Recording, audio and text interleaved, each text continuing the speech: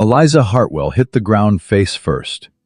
Her wedding dress caught on the stagecoach door and ripped clean down the back as she fell. Blood from her split mouth left a dark stain in the dust of Copper Bluff's main street. 3 days married. 3 days of fists and whiskey breath and begging God to let her die. Her husband had beaten her unconscious, dragged her onto the next stage west, and told the driver if she ever came back, he'd bury her in the desert where no one would look. She had nothing. No money. No name worth keeping. No place left on earth to go. Want to know how a thrown-away bride and a man who'd buried his heart found something worth living for? Stay with me until the end. Drop your city in the comments. Let's see how far this story reaches. And if you haven't already, subscribe and hit that bell so you never miss a story. The stagecoach driver's name was Pepper Hobbs, and he'd been hauling passengers across Arizona territory for 19 years. He'd seen gunshot wounds. He'd seen cholera. He'd seen a man scalped and still breathing. But he'd never seen anything like the woman crumpled at his feet. "Ma'am." He crouched beside her, keeping his voice low, the way you'd talk to a spooked horse. "Ma'am, can you hear me?" Eliza Hartwell opened her one good eye. The left one was swollen shut, purple-black, sealed like someone had stitched it closed with a hot iron. Her jaw was wrong somehow, shifted, and when she tried to speak, the pain made her vision go white. "Where?" she managed. "Copper Bluff," Pepper said. "End of the line for me. I can't take you no further, but I can. Then this is where I stop." She tried to stand, her legs folded like wet paper. Pepper caught her before she hit the ground again, and that's when he felt her ribs through the torn fabric of her dress. Bones grinding where bones shouldn't grind. He'd handled enough injured cattle to know at least 2 were broken. "Lord have mercy," he whispered. The crowd came fast. They always did in towns like this. Towns where nothing happened for weeks, and then everything happened at once. Ranch hands still smelling of horses. A woman clutching a broom in her doorway. 2 men from the saloon with cards still in their hands. And others. The kind that gathered around weakness the way coyotes circled a downed calf. Eliza felt their eyes. She'd learned to read eyes in the last 3 days. Douglas Mercer had taught her that. His eyes had changed between the wedding and the first blow, going from warm to empty in the time it took to pour a glass of whiskey. And she'd learned that lesson with her body. These eyes were different flavors of the same hunger. Pity, curiosity, calculation. A woman alone, broken, no luggage, no ring visible on her swollen fingers. Every predator in Copper Bluff was doing arithmetic. "Well now," a man pushed through. Tall, slick, wearing a vest that cost more than most men made in a month. He smiled the way a cat smiles at a mouse it hasn't decided to kill yet. "Ain't this a sorry sight?" "Back off, Virgil," Pepper said, but there was no steel in it. Pepper was a driver, not a fighter, and everyone knew it. Virgil Kane didn't even look at him. He crouched in front of Eliza, close enough that she could smell pomade and tobacco, and something underneath both that reminded her of Mercer. That sweet rot smell of a man who enjoyed other people's pain. "Name's Virgil Kane, sweetheart. I own the Lucky Dollar, right there across the street. Finest establishment in Copper Bluff." He tilted his head, studying her bruises like he was appraising livestock. "Looks like you've had yourself a rough go. I can help with that. Warm bed, hot food, money in your pocket." Eliza knew exactly what kind of help he meant. She'd known it the second she heard his voice. Men like Virgil spoke in code, but the translation was always the same. "No," she said. Just the one word, because her jaw couldn't handle more. Virgil's smile didn't waver. Now don't be hasty. A woman in your condition, without friends or funds, she said no. The voice came from behind Virgil, and something about it made the crowd shift. Not loud, not angry. Flat, like a hammer hitting an anvil. A statement of fact that didn't require agreement.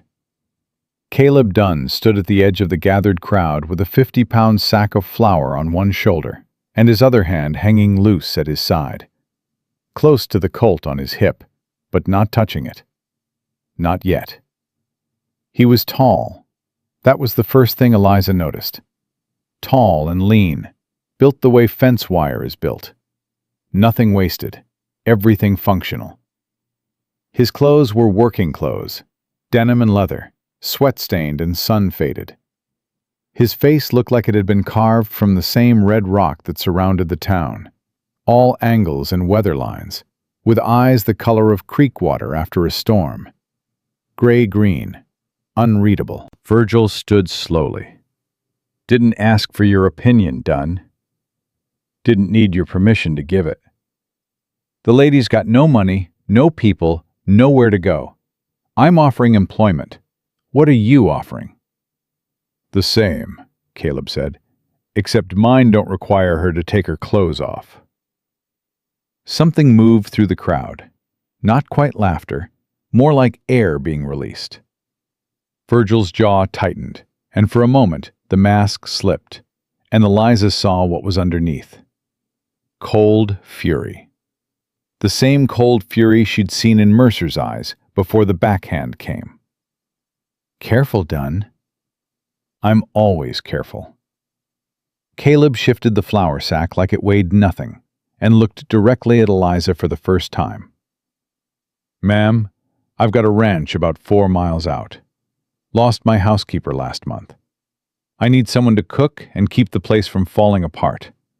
Room and board plus $2 a week. Your own space with a door that locks from the inside. A door that locks from the inside. Of all the things he could have said, that was the one that broke through. Eliza looked up at this stranger, searching his face for the lie, for the angle, for whatever it was he really wanted. Because men always wanted something. But Caleb Dunn's face gave her nothing. Not pity, not hunger. Just a steady patience, like a man accustomed to waiting for things to make up their own minds. I'll take it, she said. Like hell she will. Virgil stepped forward, and Caleb's hand moved. Not to his gun, just down to his belt, thumb hooked casually in the leather. But the shift in his posture said everything his mouth didn't, and Virgil stopped. The lady made her choice, Caleb said. You got a problem with that, Virgil? We can discuss it. But not here, and not now. For 5 full seconds, Copper Bluff's main street was silent. Then Virgil laughed, an ugly sound that scraped like a blade on stone. Your funeral done. Taking in strays always ends bloody. He pointed at Eliza without looking at her. When he's done with you, sweetheart, you know where to find me. I guarantee my accommodations are more comfortable. He walked away. His men followed. The crowd began to scatter, the show apparently over. Pepper Hobbs let out a breath he'd been holding. She got on the stage in Tucson, he told Caleb quietly. Men named Douglas Mercer put her on. Paid her passage with a threat, not money. Said if she showed her face again, he'd put her in the ground. Mercer, Caleb repeated. The gambler. The animal, Pepper corrected. He lowered his voice further. She was wearing that dress when she boarded. Wedding dress. 3 days married. He did all that in 3 days. Something crossed Caleb's face, there and gone so fast Eliza almost missed it. A tightening around the eyes, a muscle jumping in his jaw. Then it was gone, and he was reaching toward her, not grabbing, just offering his arm the way you'd offer a lifeline to someone drowning. Can you walk? He asked. I'll walk if it kills me. She took his arm. The pain in her ribs nearly dropped her, but she locked her knees and put one foot in front of the other, because she'd crawled out of Douglas Mercer's rooms on her hands and knees, and she'd sworn she would never crawl again. They made it to the general store. Josiah Buchanan, the owner, took one look at Eliza and pulled a chair out so fast it scraped across the floor. "Good God Almighty," he said. "Josiah," Caleb set down the flower. "Mrs.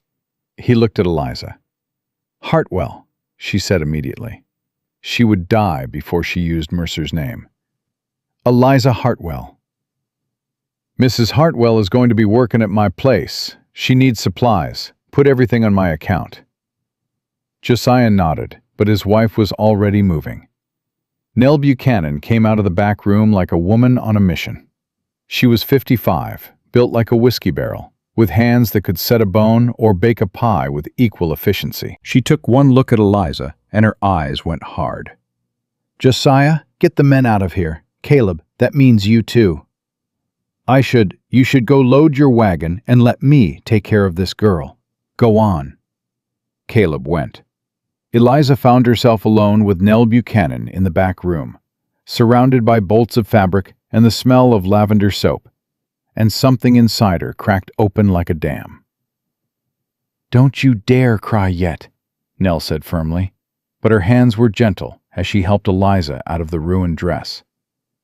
"Crying's for later, when you're safe and fed and alone. Right now, I need to see what he did to you." Eliza stood in her torn undergarments and watched Nell's face change. The older woman had seen plenty in her years. She'd been a field nurse at Shiloh, had held boys together while surgeons sawed, but the map of bruises on Eliza's body made her go pale. 3 days? Nell's voice was barely a whisper. "The first night he was charming, brought flowers, said I was prettier than my letters promised." Eliza's voice was flat, reciting facts. "The second night he lost at cards, came back drunk. I learned what his hands could do when they weren't holding flowers." "And the third?" Eliza touched her ribs.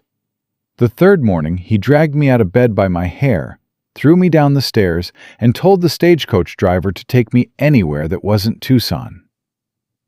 Nell pulled a simple blue cotton dress from a shelf. "This was ordered by a woman who never came back for it. About your size."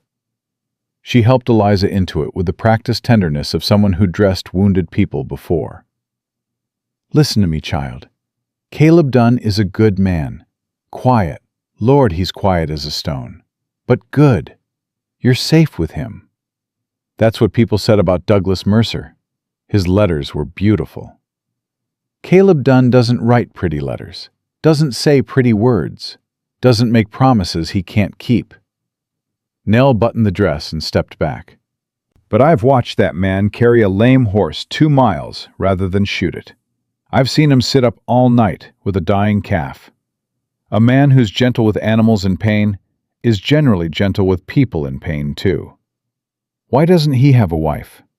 Nell's hands stilled. "He did, once, before he came here. Her name was Hannah." She paused, choosing words carefully. "She died. He doesn't talk about it. Nobody pushes him to. He came to Copper Bluff 5 years ago, looking like a man who'd already been buried and just hadn't laid down yet. Bought the old Redfield place, fixed it up, and hasn't let a soul close since. Until today." Until today, Nell met her eyes. Make of that what you will. When Eliza emerged, Caleb was loading the wagon. He glanced at her in the blue dress and nodded once. "Better. Can you manage the wagon seat, or do you need to lie down in the back?" "I'll sit up front." He helped her up. His hands were careful, touching only where necessary, releasing the moment she was settled. He climbed up beside her and took the reins. As they pulled away from the store, Eliza saw Virgil Kane watching from the saloon porch. He raised his glass to her in a mocking toast. She turned her face forward and didn't look back. They rode in silence for a while. The road was rough, and every bump sent fire through Eliza's broken ribs, but she bit down on the inside of her cheek and didn't make a sound. "My ranch isn't much," Caleb said after a mile. 300 acres, some cattle, horses. The house needs work inside. I can keep animals alive, but I can't keep a kitchen worth a damn." "I can keep a kitchen." "There's a room off the kitchen, has its own door to the outside. You can lock it. Come and go as you please.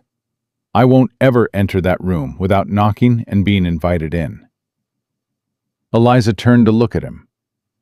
"Why does that matter to you? Making sure I know I can get out?" Caleb was quiet for a long time. The horse's hooves kept rhythm on the packed earth. Then he said, "Because someone I loved needed a way out once, and I didn't give it to her in time." He didn't say anything else, and Eliza didn't ask. They both had graves they weren't ready to open. The ranch appeared as the sun dropped low. Adobe house, wide porch, a barn, a corral with 4 horses watching their approach with ears forward. A dog came out from under the porch, a leggy mutt with one blue eye and one brown, tail low and cautious. "That's Brutus," Caleb said. "He'll need to smell you before he decides." Eliza held her hand out.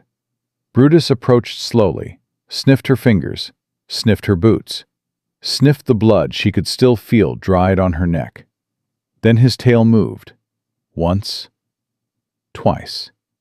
"You're in," Caleb said. Almost smiled. Didn't quite make it. He showed her the house. Main room with a stone fireplace and a table built for 4, but only ever used by 1. Kitchen with a good stove and a pump that brought water inside. Her room, small but clean, with a narrow bed, a washstand, and 2 doors. One to the kitchen, one to the outside. "I usually eat at sundown," he said, standing in the kitchen doorway, hat in his hands. "But tonight, you should rest. I'll manage." "Mr. Dunn." "Caleb." "Caleb." Eliza stood in the door of her room, this tiny space that was hers, with its lock that worked, and its 2 exits, and its window with real glass. "I need you to understand something. I'm grateful for the work and the shelter. But if you're expecting anything beyond cooking and cleaning—" "I'm expecting you to cook, clean, and maybe stop the garden from dying," Caleb said. "That's the whole list. Your door locks from inside. I'll never test it." He put his hat on and walked out toward the barn. Eliza closed her door, turned the lock, heard it click, and then she sat on the narrow bed and pressed her hands to her broken ribs and cried. Not from pain, though there was plenty of that, but from the simple, shocking mercy of a locked door and a man who walked away when he said he would. She cried until she had nothing left. Then she washed her face with water from the pitcher, found liniment in the dresser drawer, and carefully tended her wounds. Through the window she could see lamplight in the barn where Caleb was still working. Brutus lay on the porch between their 2 worlds, guarding both. A knock came, soft, respectful. "Mrs. Hartwell, there's a tray outside your door. Just soup and bread, nothing fancy." His footsteps retreated before she could answer. She opened the door. The tray sat on the kitchen floor, a bowl of stew still steaming, thick bread, a glass of water, and next to the water, a small tin of peppermint drops with a note in rough handwriting. "For the pain. Works better than whiskey and won't make you stupid." Eliza picked up the tin and held it against her chest and stood there in the doorway of her locked room in a dead woman's dress, on a stranger's ranch, in a territory she couldn't find on a map. And for the first time in 26 years, she felt like she might actually survive her own life. She ate everything on the tray. She took 2 peppermint drops and let them dissolve on her swollen tongue.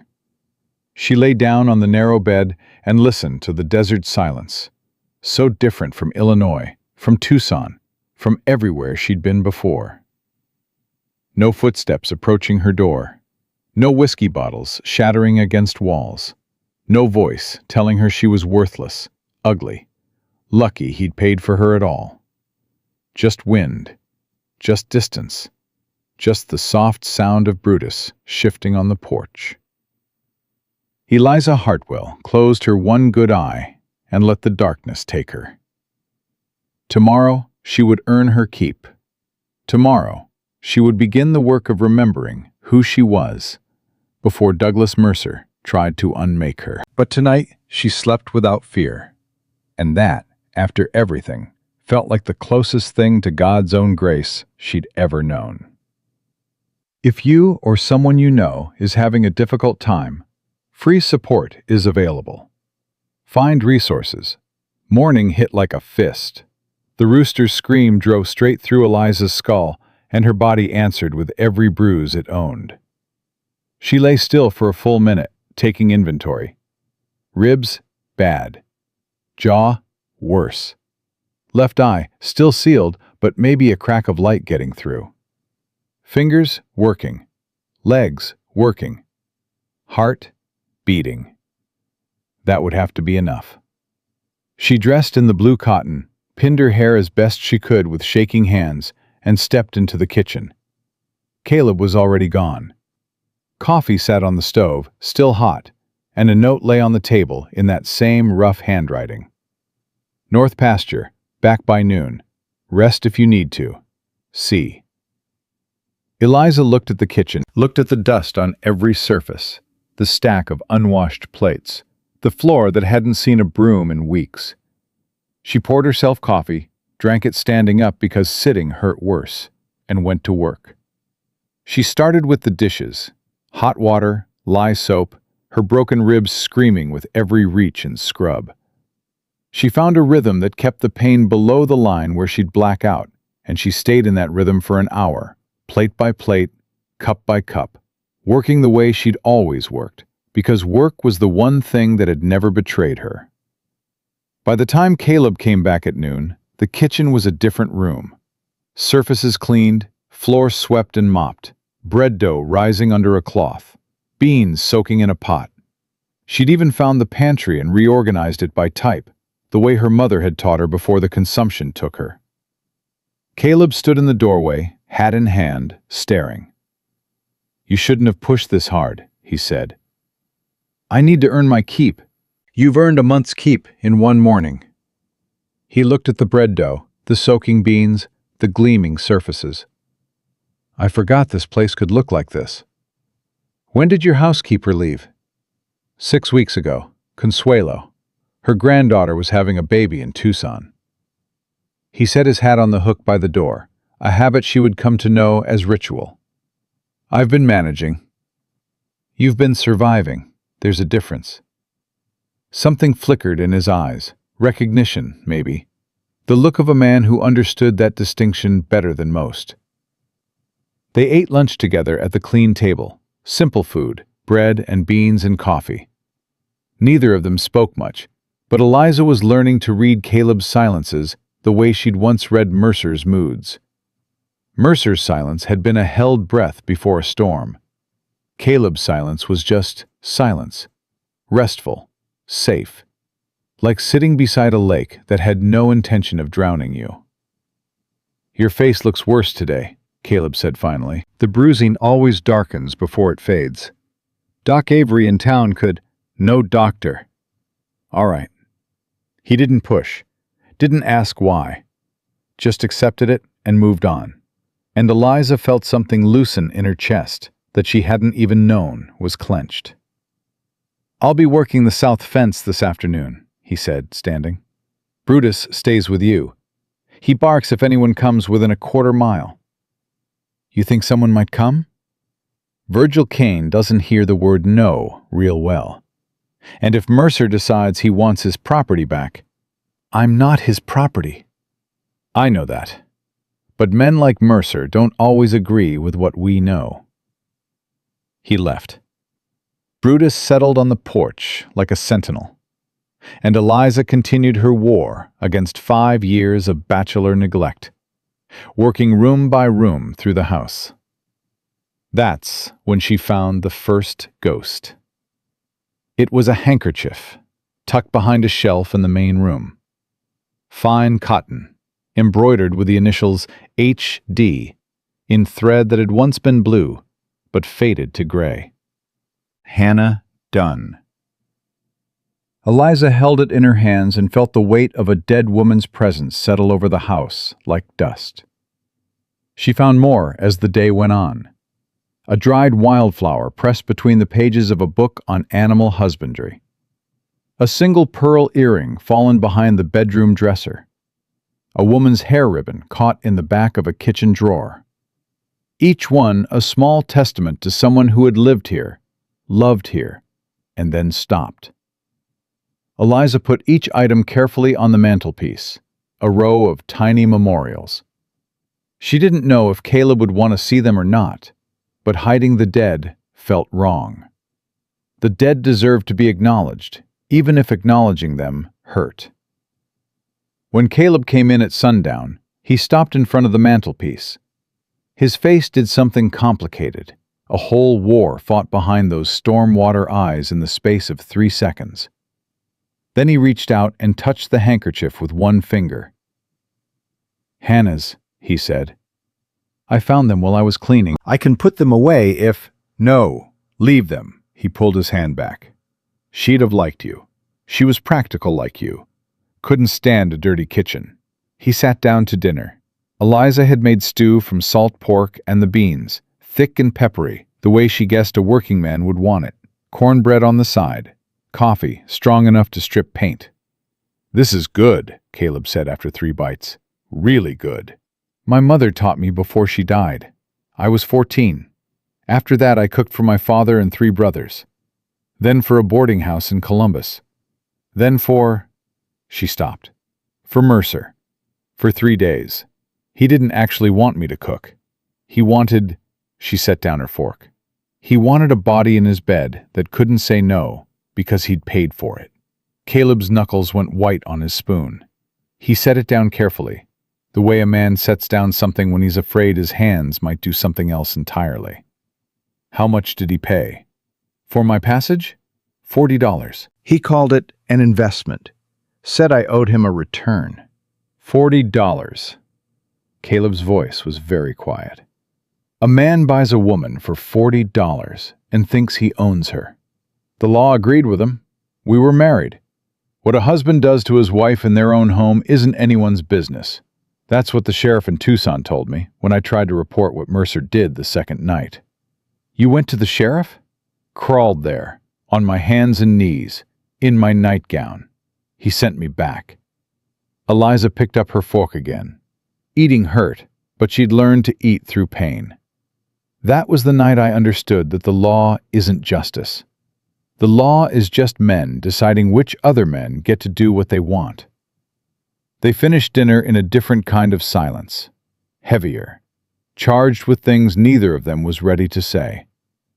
Caleb washed dishes while Eliza dried, side by side at the counter, close enough to touch, but careful not to. "Caleb?" "Yeah?" "Tell me about Hannah." His hands went still in the water. She watched him decide, watched the battle between the wall he'd built and the door she was knocking on.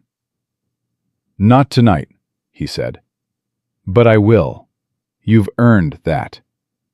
"I haven't earned anything. You don't owe me your pain just because I showed you mine." He turned to look at her, and something in his face shifted. "Nobody's ever said that to me before. Everybody in this town thinks they're owed my story. You're the first person who said they're not." "Because I know what it's like to have people pick through your worst moments like they're shopping at a market." Caleb dried his hands on his trousers. "Good night, Eliza." It was the first time he'd used her given name. She felt it land like a pebble dropped into still water, sending ripples in every direction. "Good night, Caleb." She went to her room, locked the door, listened to his footsteps cross the main room, the creak of his chair, the sound of a book being opened. He read every night, she was learning. Slowly, carefully, the way some men drank, savoring each page. She pressed her ear to the door and let the sound of his quiet breathing become the rhythm she fell asleep to. The days found their pattern. Eliza rose before dawn, had coffee ready when Caleb came in from his first round of the horses. He ate whatever she'd prepared, left a note if he'd be gone long, and worked until the sun told him to stop. She conquered the house room by room, reclaimed the garden from the desert's grip, learned which hens laid and which ones didn't, figured out that Brutus would eat anything except carrots, and that the black mare in the corral liked to be talked to while being brushed. Her bruises faded, green to yellow to nothing. Her ribs still ached when she reached too high or laughed too hard, which wasn't often because neither of them laughed much. But the swelling in her eye went down, and one morning she looked in the mirror and saw her own face again, thinner and older than the girl who'd left Ohio, but recognizable. Still here, still standing. She learned Caleb's habits the way you learn weather patterns, by observation and patience. He liked his eggs over easy. He drank coffee black. He hung his hat on the same hook every time he entered the house, and if someone moved it, he'd stand in the doorway looking lost until he found it. He talked to his horses, but rarely to people. He whittled in the evenings, small animals mostly, and left them on the porch rail like offerings to something he couldn't name. He learned hers, that she hummed when she thought he wasn't listening, that she wrote letters at the kitchen table after dinner, letters she never mailed, addressed to brothers she hadn't seen in years, that she flinched when doors slammed, even from wind, that she always sat facing the exit. It was a Thursday, 10 days after her arrival, when Virgil Kane decided to test the boundaries. Brutus started barking first, sharp and urgent, the bark that meant stranger, not the bark that meant rabbit. Eliza was in the garden, hands in the dirt, coaxing life back into tomato plants that had nearly given up. She stood and saw the rider coming from the direction of town. Not Caleb. Too broad. Wrong horse. Wrong posture. Virgil Kane pulled up at the fence and smiled down at her like he owned the view. "Afternoon, Mrs. Hartwell. Thought I'd ride out and see how you're settling in." "Mr. Dunn isn't here." "I know. Saw him heading toward the North Ridge about an hour ago. Long ride from there." Virgil dismounted, hooked his reins over the fence post. "Figured you and I could talk without him hovering." Brutus planted himself between Eliza and the gate, head low, hackles up, producing a growl that came from somewhere deep and ancient. "Say what you came to say from right there," Eliza told him. "Now that's not very hospitable." Virgil leaned against the fence, casual as a snake sunning itself. "I came with a business proposition. $5 a day. That's what my best girls earn. You're damaged goods right now, I'll grant you that. But you'll heal up pretty enough. Could make real money. Enough to actually go somewhere. Start over, proper." "I've started over. Right here." "Here?" Virgil laughed. "Playing house with a man who can't even keep a wife alive? You know about Hannah Dunn, don't you?" Eliza's hands went cold despite the October sun. "Oh, I can see you don't know everything." Virgil's smile sharpened. "She killed herself, sweetheart. Hung herself, right there in that barn," he pointed. "Caleb found her swinging when he rode in from town. Makes you wonder, doesn't it? What kind of man drives his wife to a rope?" "You're lying." "Ask anyone in town. Ask Nell Buchanan, she knows. Ask Doc Avery. He cut the body down." Virgil straightened, brushing dust from his sleeves.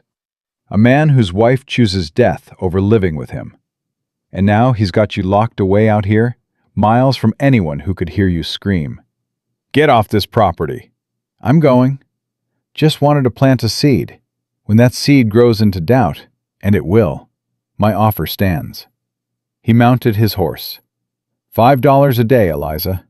Better than whatever Caleb Dunn is paying you to replace his dead wife." He rode away. Eliza stood in the garden, with dirt on her hands, and terror in her chest, and stared at the barn. Ordinary in the afternoon light. A barn. Just a barn. But now she saw the beam inside, the one that ran the width of the ceiling, and she imagined a rope, a body, a man walking in to find the worst thing he would ever see.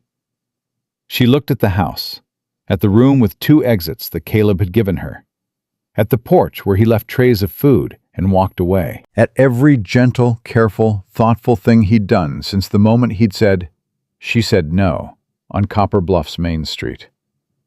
Were those the actions of a man who'd driven his wife to death? Or the actions of a man trying desperately to do better this time? Trying to give another woman what he hadn't given Hannah?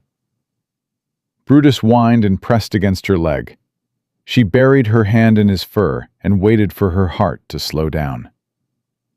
When Caleb came home that evening, she watched him the way she'd once watched Mercer, looking for tells, looking for the crack in the mask. He hung his hat, he washed his hands. He sat down to the dinner she'd prepared and ate with the same quiet gratitude he always showed. "Someone came today," Eliza said. Caleb looked up. His eyes went hard. "Who?" "Virgil Kane." Fork down, hands flat on the table. Every muscle in his body coiled like a spring, but his voice stayed level.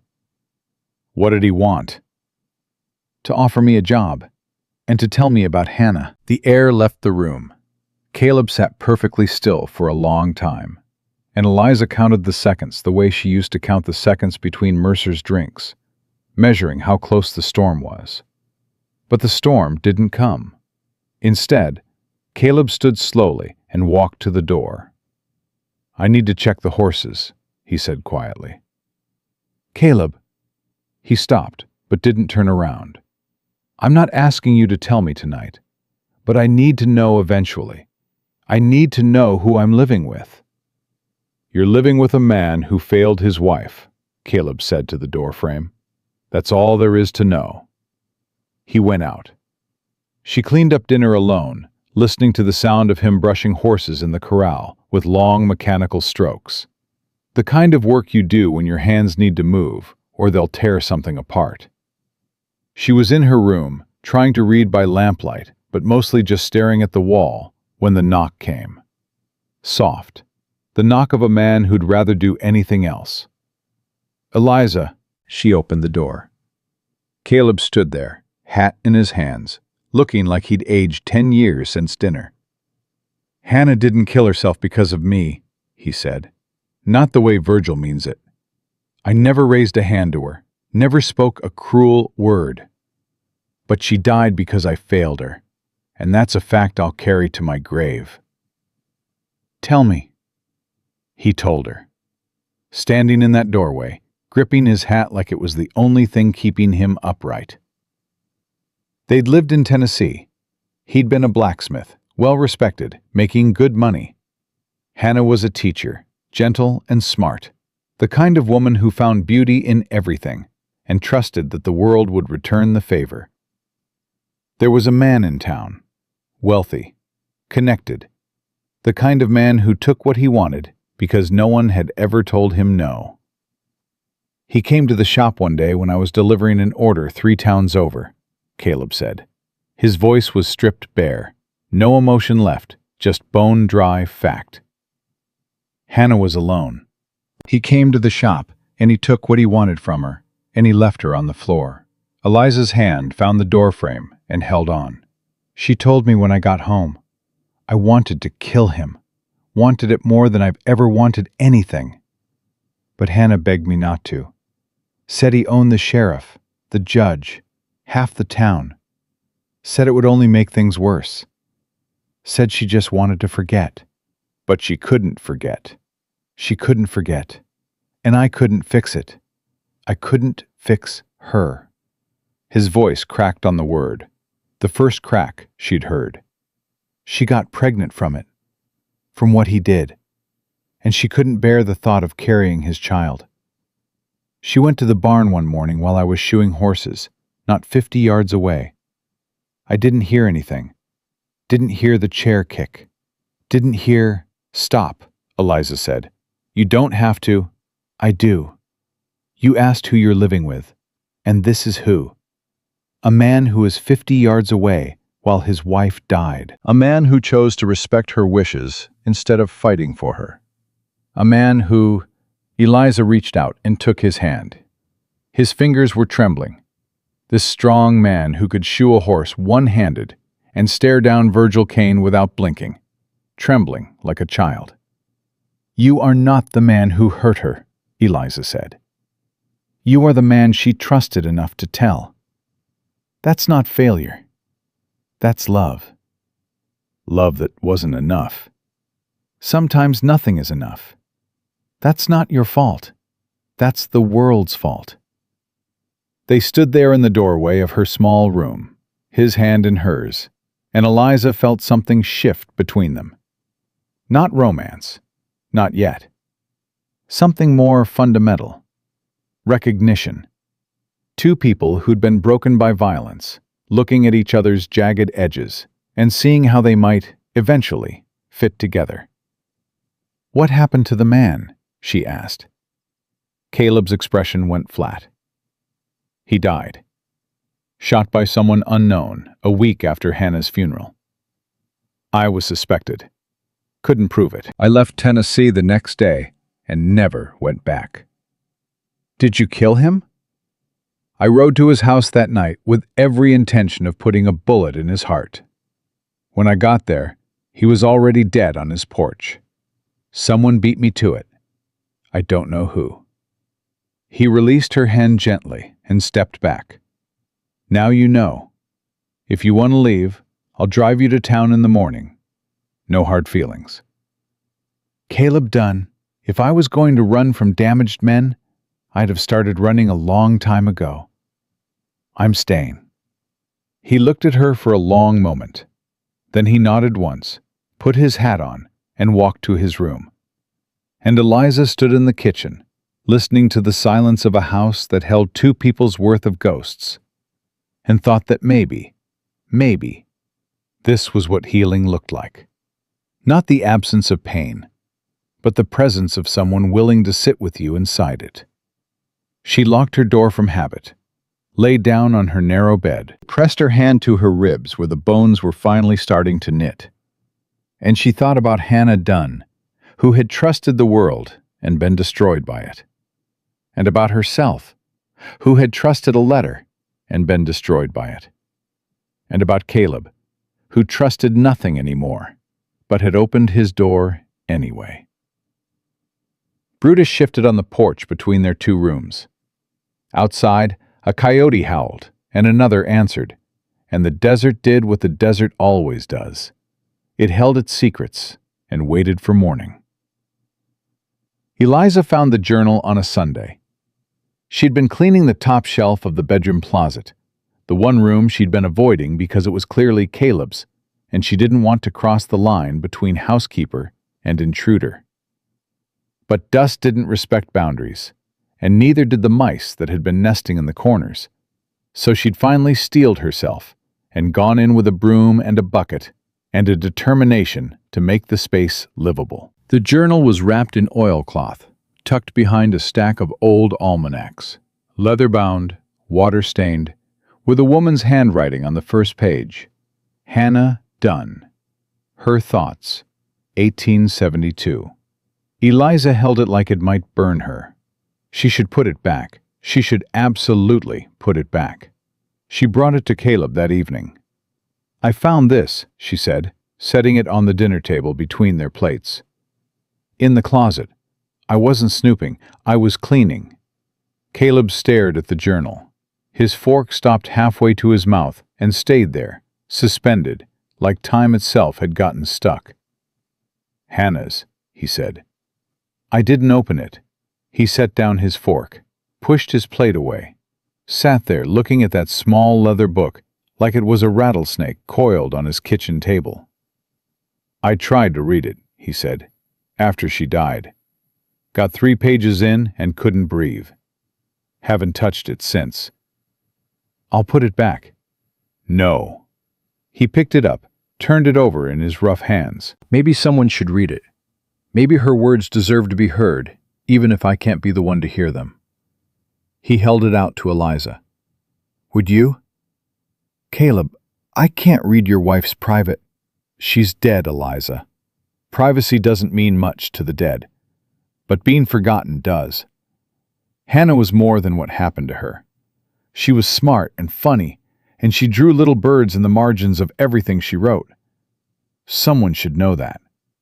Eliza took the journal. That night, after Caleb had gone to his room and the house settled into its quiet rhythms, she lit her lamp and opened the first page. Hannah Dunn wrote the way she apparently lived, with warmth and precision, and an eye for the small, beautiful things that most people walked past without seeing. The early entries were full of light, descriptions of wildflowers she'd found on the property, a funny story about Caleb burning his own dinner 3 nights in a row before she'd taught him that beans needed water to cook properly, a sketch of Brutus as a puppy, all ears and enormous paws. Caleb makes me laugh, Hannah wrote in an entry dated spring of 1873. Not on purpose. He doesn't know he's funny, which is what makes it perfect. He tried to fix the kitchen pump today and ended up flooding the floor. Stood there dripping like a caught fish and said, "Well, the pump works now." I laughed until my ribs hurt. He looked at me like I'd handed him the moon. Eliza touched the words and ached for this woman she'd never met. This woman who'd loved the same quiet man and been loved back in the only way he knew how. Through action, through presence, through standing steady in a world that kept trying to knock everyone down. The entries changed after the assault. Not immediately. Hannah had tried to keep writing about flowers and birds and Caleb's disasters in the kitchen. But the sentences grew shorter. The sketches disappeared. And then came the entry that made Eliza close the journal and press her hands to her mouth. I cannot wash him off my skin. I scrub until I bleed, and still I feel his hands. Caleb watches me with those helpless eyes, and I want to scream at him that watching isn't enough. But it's not his fault. He would have killed the man if I'd let him. Maybe I should have let him.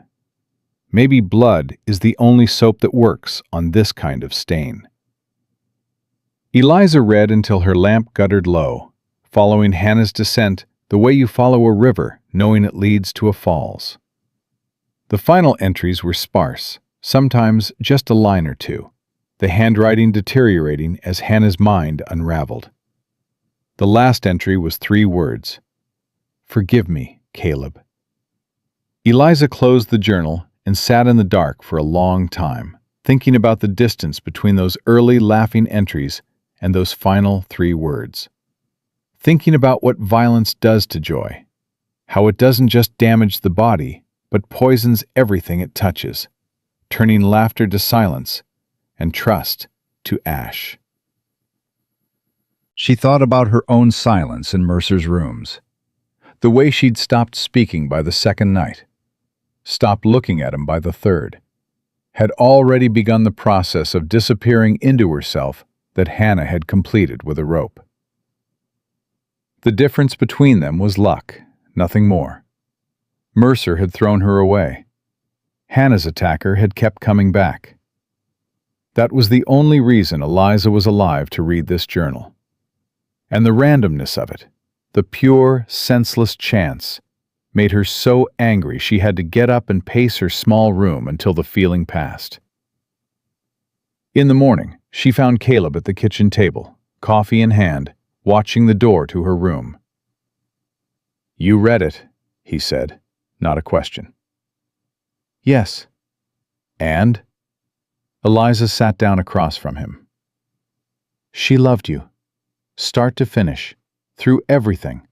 She loved you. And she didn't blame you. Not once. Not in a single entry." Caleb's jaw worked. He looked down at his coffee, looked at the wall, looked everywhere except at Eliza. "She blamed herself," he said. "Didn't she? She blamed the man who hurt her, and she blamed a world that let him do it without consequence. Same thing. No, Caleb, it's not the same thing at all.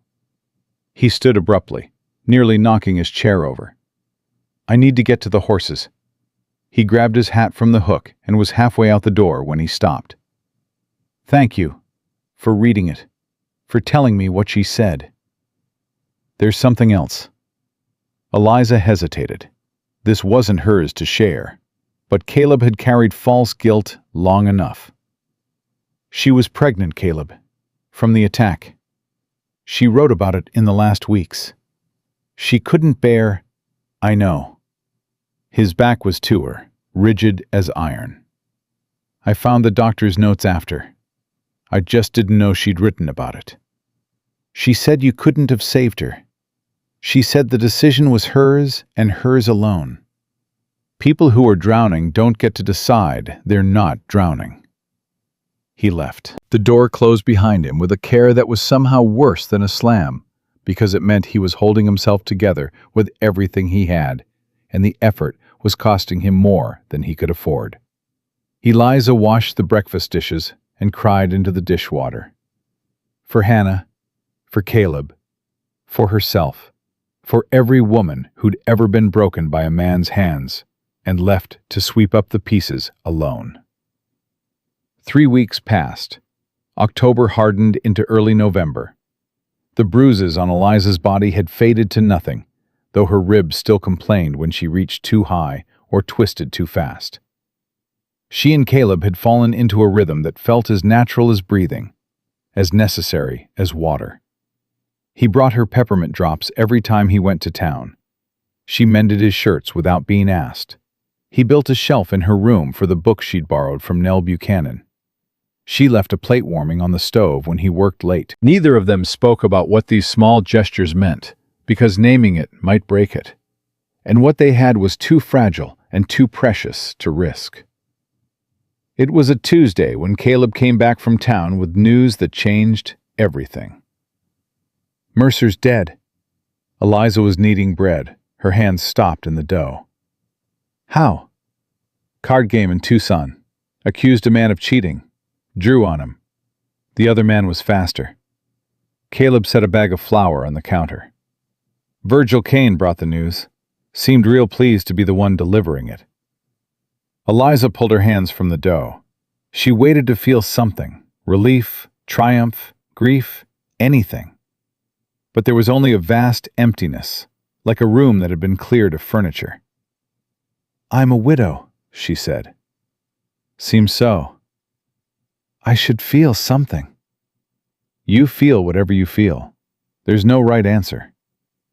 She looked at her flour-covered hands, the hands Mercer had stepped on when she'd crawled toward the door that second night. The pinky finger on her right hand still didn't bend properly where he'd broken it.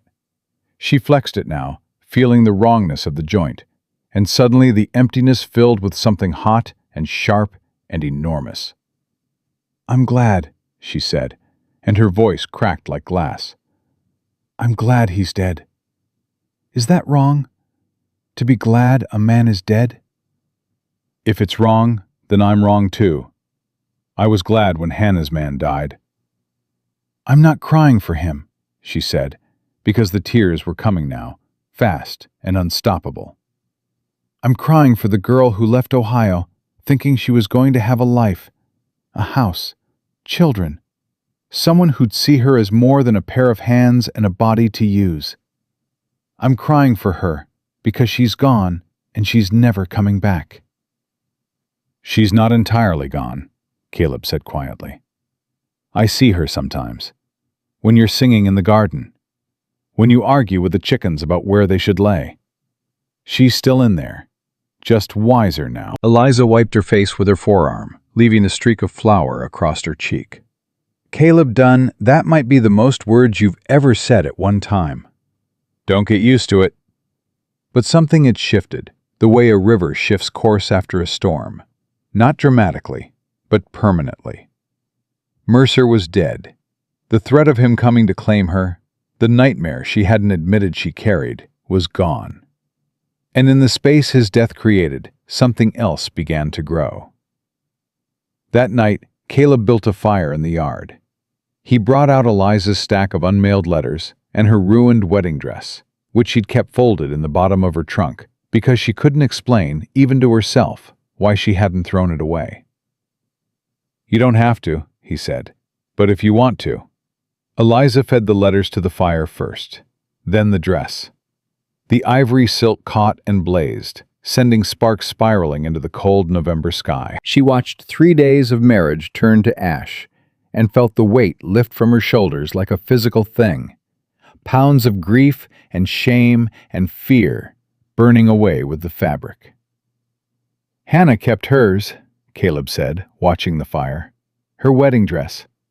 I found it folded in tissue paper after. She'd kept it perfect, even after everything. Because the marriage wasn't what hurt her. The marriage was the good part." Caleb looked at her sharply. "How'd you know that?" "Because she wrote it, in the journal. She said loving you was the one thing that stayed clean." He turned back to the fire. They stood side by side, not touching, but closer than they'd ever stood before. Close enough that when the wind shifted, Eliza could feel the heat of his body through her sleeve. "I need to tell you something," Caleb said. "All right." "A woman named Agnes Whitfield has been writing letters to every marshal in the territory.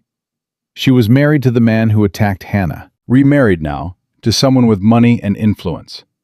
She claims I killed her first husband, and she wants me extradited to Tennessee to stand trial." The fire popped, sending up a shower of sparks. Eliza felt the ground tilt beneath her feet. "When did you find out?" "A month ago, before you came. Marshal Thompson in town warned me. Said she'd hired lawyers, bought a witness. A man named Sykes, who claims I paid him to do the killing." "Did you?" "No, I told you.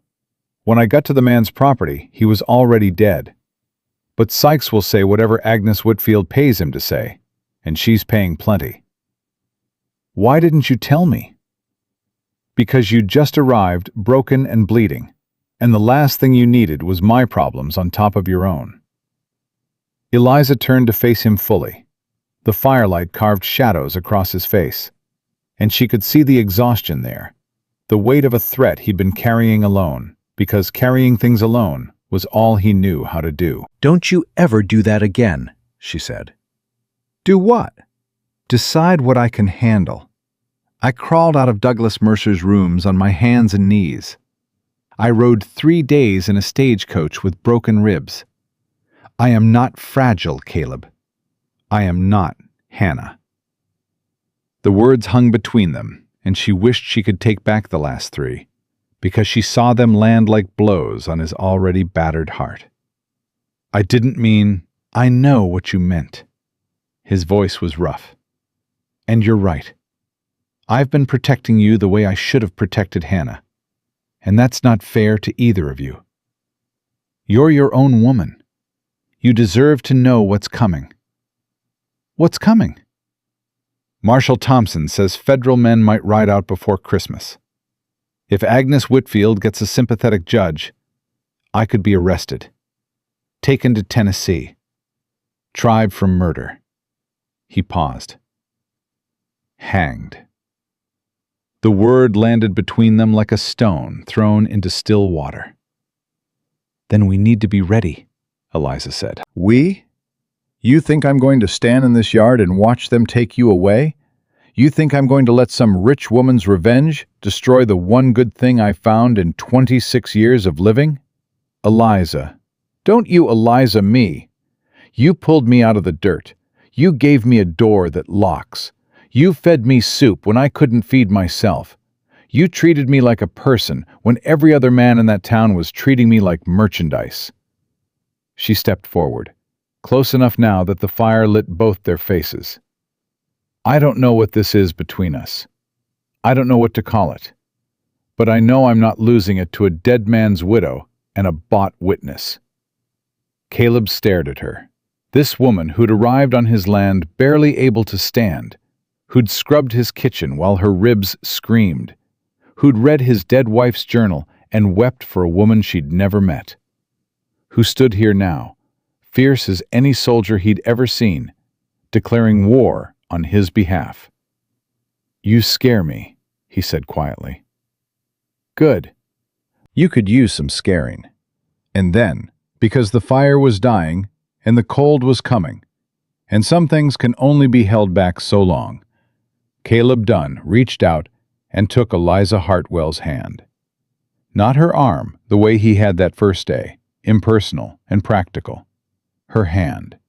Fingers lacing through fingers, his rough palm against her rough palm. Two people who worked hard and hurt deeply, and had somehow found each other in the middle of nowhere. "Whatever comes," he said. "Together," she finished. They stood there until the last ember went dark and the desert cold drove them inside. At the door, Caleb paused. "Thank you," he said, "for staying. Thank you for being worth staying for." He went to his room. She went to hers. Two locked doors in a house that was learning to breathe again. But something had changed, and they both knew it.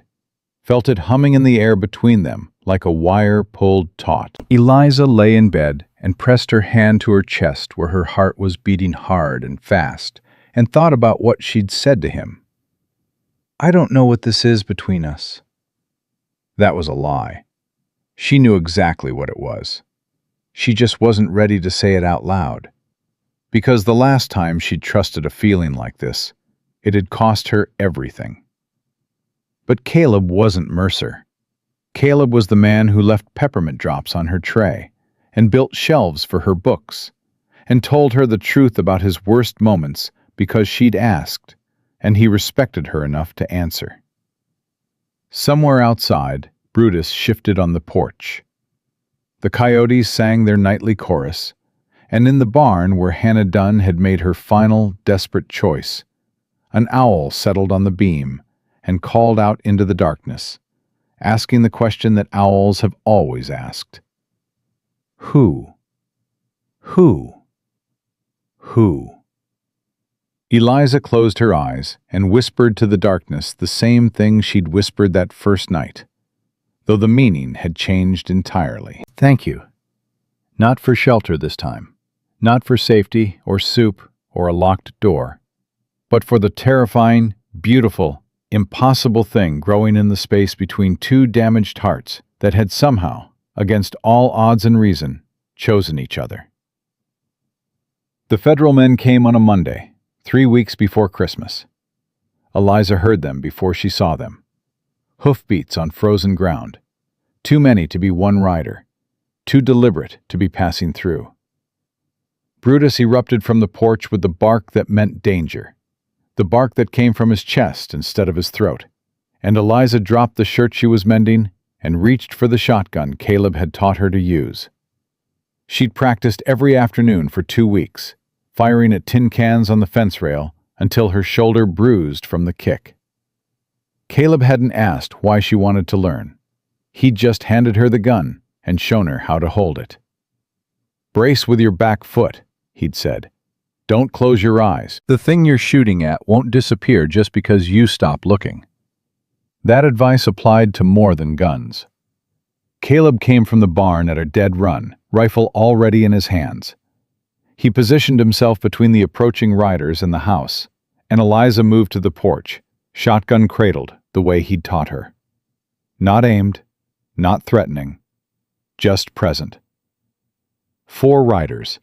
The lead man wore a federal marshal's star. Behind him, 2 deputies with the dead-eyed look of men who'd rather be anywhere else. And behind them, in a hired carriage that looked absurd on the rough desert road, sat a woman Eliza had never seen. Blonde hair in elaborate curls. Black mourning dress that cost more than most people earned in a year. A face that might have been beautiful if hatred hadn't carved permanent lines around the mouth. Agnes Whitfield had come in person. "Caleb Dunn," the marshal called out. Young for the badge, 30 at most, with a mustache he was clearly proud of and an authority he wore like a borrowed coat. "I'm Federal Marshal Raymond Cross. I have a warrant for your questioning in connection with the murder of Garrett Whitfield in Knoxville, Tennessee, September of 1877. I've been questioned before, Caleb said. Marshal Thompson found nothing. New evidence, Mr. Dunn. Cross produced a folded document. A sworn affidavit from one Lester Sykes, who claims you paid him $50 to kill Whitfield on the night in question. Lester Sykes is a liar. That's for a court to determine. Cross glanced at Eliza on the porch. Mrs. Dunn? Mrs. Coleman. Eliza Hartwell. She didn't correct the assumption further. Let them wonder. Agnes Whitfield stepped down from the carriage, and up close, she was harder than Eliza had expected. Not fragile, not grieving. Armored. This was a woman who'd turned her dead husband's memory into a weapon and intended to use it. "So this is where you've been hiding," Agnes said, looking at Caleb the way you'd look at something stuck to your shoe. "Plain rancher, plain house with another damaged woman." Mrs. Whitfield, Marshal Cross warned. My husband was murdered, Marshal. I have a right to face the man who did it. Your husband raped my friend's wife, Eliza said from the porch, her voice carrying clean across the yard. He raped her until she couldn't live with what he'd done. Whatever happened to him, he built it with his own hands. Agnes turned that armored gaze on Eliza. And who are you to speak about my husband? Some mail-order whore who couldn't keep her own man happy for 3 days? The word hit like a slap, but Eliza had taken real slaps from a man twice Agnes's size and stayed standing. I'm the woman standing on this porch with a shotgun, Eliza said evenly. And you're the woman standing in my yard insulting me. One of us should reconsider her position. "That a threat, ma'am?" one of the deputies asked, hand moving toward his holster. It's geography, Eliza replied. I'm on my property. She's on it too, uninvited. Marshal Cross dismounted, looking increasingly uncomfortable with the situation he'd ridden into. Mr. Dunn, I need to search the property, and I need you both to answer questions. We can do this civil, or we can do it difficult. Your choice. Search, Caleb said. I've got nothing to hide. They searched for 2 hours. Every room, every shelf, every corner of the barn and outbuildings. Eliza stood on the porch and watched strangers rifle through the home she'd built from chaos. Watched them open her dresser drawers and flip through her books and handle the small whittled animals Caleb left on the porch rail. When one deputy headed for her room, Caleb stepped forward. She goes with you, he told Cross. That's her private space. She has a right to be present. Cross nodded. Eliza followed the deputy into her small room and stood in the doorway while he searched, her face burning as he moved through her few possessions. He paused at Hannah's journal on the nightstand. What's this? A dead woman's diary. Hannah Dunn's. Caleb gave it to me to read because he couldn't bring himself to. The deputy opened it, scanned a few pages. His expression shifted from professional interest to something softer. This talks about Whitfield, what he did. Yes, this could be considered motive evidence, or proof that Caleb Dunn tried to handle it through legal channels instead of violence. Read the entries from April. Hannah writes about Caleb going to the sheriff, then the judge, then a lawyer in Nashville. Every legal door was slammed in his face because Whitfield owned the town. The deputy closed the journal and, to her surprise, handed it back. They found nothing. No .44 caliber Smith & Wesson, which Cross said was the murder weapon. No blood-stained clothing. No evidence of any kind connecting Caleb to Garrett Whitfield's death beyond motive, which half the county shared. Agnes Whitfield's composure began to crack as the search produced nothing. He's hidden it, she insisted. He's had 5 years to get rid of evidence. But Sykes will testify. A jury will convict. Based on a single witness of questionable character? Caleb said quietly. A man who's been in and out of jail his whole life? A man who will say anything for money. Don't you dare impugn my witness, Your witness, Mrs. Whitfield. You just admitted he's yours. Agnes flushed. Marshal Cross stepped between them. I've seen enough for today. Mr. Dunn, you're not under arrest, but you're not to leave the territory. Mrs. Whitfield is filed for extradition to Tennessee, and a federal judge will hear the case in Tucson in 3 weeks. Tennessee, Caleb said, where the Whitfield family owns the courts. That's the process, Mr. Dunn. Get yourself a lawyer. Cross mounted his horse. Ma'am, he said to Eliza, touching his hat, I'd recommend you distance yourself from this situation. If it goes badly, association with Mr. Dunn could— Could what? Ruin my reputation? Eliza laughed, a sound sharp enough to cut. Marshal, I arrived in this territory beaten half to death in a torn wedding dress. My reputation and I have already had our reckoning. We came to terms. Cross shook his head and rode away with his deputies. Agnes lingered, standing by her carriage, staring at Caleb with an intensity that made Eliza's skin crawl. She screamed, you know, Agnes said softly, when she was dying. Your wife. Hanging isn't quiet the way people think. There's choking and kicking and sounds that aren't.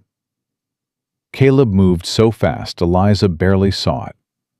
Not toward Agnes, toward the barn. He walked in and shut the door behind him and didn't come out. Agnes smiled. Mission accomplished. You feel good about that? Eliza asked. Torturing a man with his dead wife's suffering?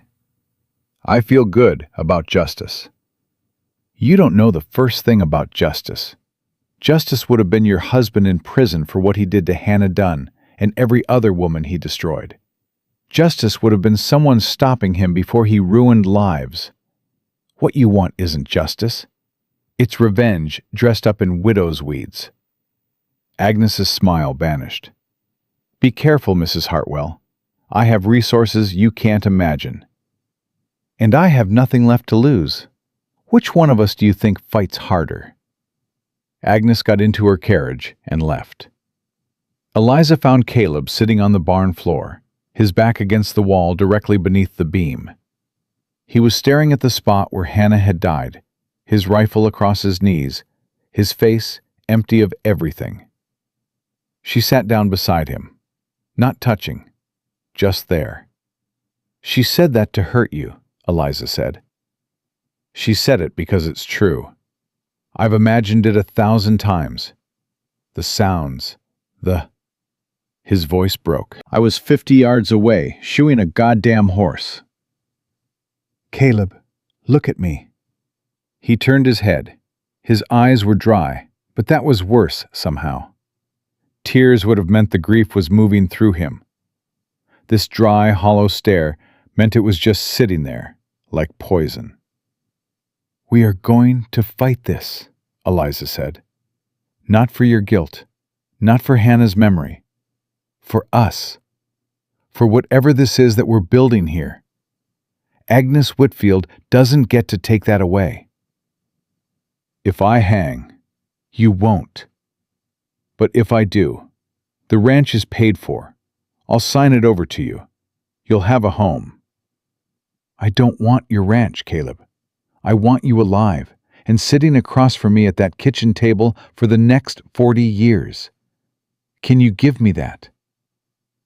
I don't know. Then we'd better get to work figuring out how. The next 3 days were the longest of Eliza's life. She wrote to every lawyer in the territory, getting names from Nell Buchanan and Doc Avery and anyone else who might know. Caleb worked the ranch in grim silence, pushing himself harder than necessary, punishing his body for sins his mind wouldn't let go of. On the 3rd morning, Brutus started barking again, but this time his tail was wagging. A lone rider coming from the south, moving fast on a tired horse. Eliza stepped onto the porch, and the breath left her body.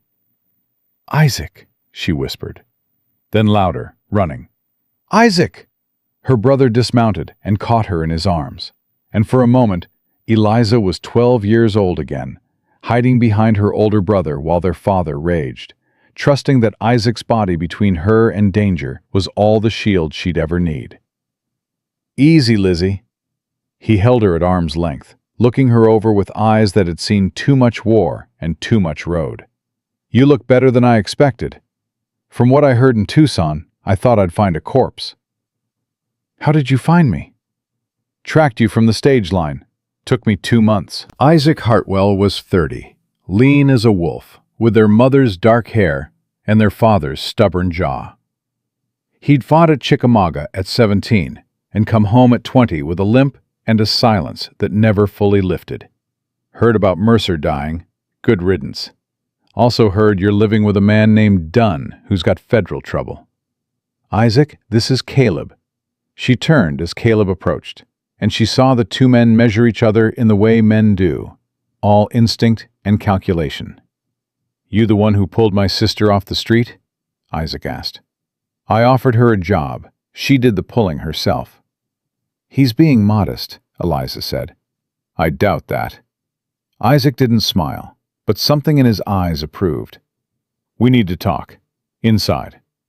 They sat at the kitchen table, and Isaac dropped a bombshell that made the coffee in Eliza's cup tremble. "I know Lester Sykes," he said. "Know him personally. Played cards with him in Dodge City back in '77. September of '77, to be exact." Caleb went still. "What?" "September 15th through 18th. Sykes and I spent 3 days in Dodge City jail for brawling after a poker game. I accused him of cheating, which he was. He accused me of the same, which I was. Sheriff locked us both up until we cooled off." Isaac pulled a folded paper from his coat. "Got a copy of the arrest record right here. Already sent a telegram to the Dodge City Sheriff asking for the official documents." "You're saying Sykes was in Kansas the night Whitfield died?" Eliza said slowly. "I'm saying Sykes was sitting across from me in a jail cell in Kansas the night Whitfield died. Couldn't have been in Tennessee paying anyone or seeing anything. Whatever Agnes Whitfield is paying him to say, it's a lie." Caleb stared at the paper. His hands were shaking. "You're certain about the dates?" "I'm certain because the sheriff confiscated my lucky watch and wouldn't give it back until the 18th. I've got the claim receipt with the date on it." Isaac looked between them. "This Sykes character has been blackmailing someone too. Woman named Ruth Avery, Doc Avery's wife." Eliza's blood went cold. "How do you know that?" "Because when I was asking around town about Caleb's situation, Nell Buchanan pulled me aside and told me. Said Ruth's been paying Sykes small amounts for years to keep quiet about something she saw the night Whitfield died." "Ruth was Hannah's closest friend," Caleb said. "But she was in Memphis that week, visiting her sister. I checked." "Maybe she wasn't," Isaac said quietly. The silence in the kitchen was the loudest silence Eliza had ever heard. She looked at Caleb and saw the pieces falling together in his mind. The same pieces falling together in hers. Ruth Avery. Hannah's best friend. A woman who'd loved Hannah like a sister. A woman who'd watched Hannah deteriorate, watched the law fail, watched a good woman be destroyed by a monster the courts wouldn't touch. "Oh, God," Eliza whispered. Before anyone could speak further, a carriage pulled into the yard. Ruth Avery stepped down, medical bag in hand, a woman in her 40s who looked like she'd aged 10 years in the last 3 days. "I heard the marshal came," Ruth said without preamble, standing in the kitchen doorway. "I heard Agnes Whitfield is here. I heard about Sykes." "Ruth," Caleb started, "let me speak." She came inside, sat down at the table as if her legs couldn't hold her anymore, looked at Caleb with eyes that held 5 years of secrets. "Sykes has been blackmailing me because he saw me leaving Whitfield's property the night Garrett died. Not because I hired anyone, because I did it myself." Isaac's hand moved to his hip. Caleb stopped breathing. Eliza gripped the edge of the table. "I shot Garrett Whitfield twice in the chest with my father's pistol," Ruth said, her voice steady as stone. "Then I came to town and spent the rest of the night buying you drinks at the saloon, Caleb, making sure half the town saw you too drunk to ride, let alone shoot. I created your alibi because I'd already killed the man." "You were in Memphis," Caleb said hoarsely. "I sent letters from Memphis, had my sister mail them. But I came back 3 days early. I came back because Hannah wrote to me, a letter I never showed anyone. She told me what she was going to do, told me she couldn't stop it, begged me not to blame you." Ruth's composure cracked, and tears ran down her face. "I was too late to save her. I got to your ranch an hour after you found her, but I wasn't too late for justice." "You killed a man," Isaac said. "I killed a rapist. I killed the man who destroyed my best friend. And I'd do it again tomorrow and sleep like a baby after." "Ruth," Caleb's voice was wrecked. 5 years. You've carried this for 5 years. "And I'd carry it 5 more. But Agnes Whitfield is going to get you hanged for something I did, and I won't allow that. Not when Hannah died, wishing she could have spared you pain."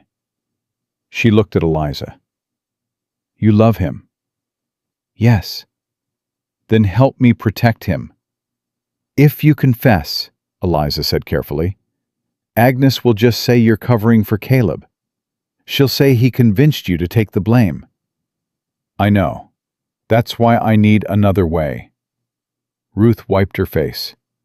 "Isaac, your evidence about Sykes. If we can prove he's a fraud, Agnes's case collapses." "The arrest records will be here within the week," Isaac confirmed. "That destroys the witness. But Agnes won't stop. She'll find another angle, hire another liar." Ruth straightened. "Unless the town stops her." "What do you mean?" Caleb asked. "I mean Copper Bluff protects its own. You didn't kill Garrett Whitfield, Caleb. Everyone who matters knows that. And the people of this town owe you. You've mended their fences, shod their horses, sat up with their sick cattle. You pulled Eliza out of the dirt when every other man was circling her like vultures. This town owes you a debt, and I intend to collect it." Ruth stood, smoothing her dress with hands that had taken a life and kept the secret for half a decade. "I'm going to talk to Nell Buchanan, and Reverend Price, and every person in Copper Bluff who remembers what Garrett Whitfield was and what his widow is trying to do. When the federal judge comes, he won't just face a lying witness. He'll face a town." She left. The carriage wheels crunched on frozen ground and faded into distance. Isaac let out a long breath. That woman shot a man and kept it quiet for 5 years. "She loved Hannah," Caleb said numbly. "Maybe more than anyone. Maybe more than me." "Don't do that," Eliza said sharply. "Don't turn this into another way to punish yourself. Ruth made her choice, just like Hannah made hers, just like I made mine when I stepped off that stage. None of those choices are yours to carry." Caleb looked at her across the table where they'd shared 100 meals, where she'd told him about Mercer and he'd told her about Hannah, where they'd slowly and carefully built something neither of them had dared to hope for. "What did I do to deserve you?" he asked. "You stood up," Eliza said simply. "When every other man in that crowd was doing arithmetic on what a beaten woman was worth, you stood up and said no. That's what you did." Isaac cleared his throat. "I'm going to check on my horse. You two need a minute." He walked out and closed the door behind him, and Caleb reached across the table and took both of Eliza's hands in his. "If this goes wrong," he started. "It won't. If it does, I need you to know that these months with you have been the first time in 5 years I felt like I'm actually alive. Not just existing, living. You did that. You and your singing and your arguing with chickens and your terrible coffee. My coffee is not terrible," It's terrible.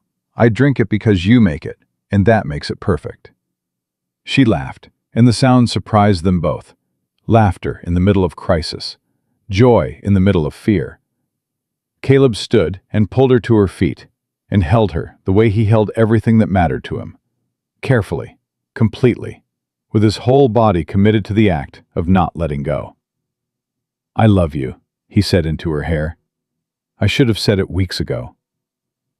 "You've been saying it," Eliza whispered against his chest.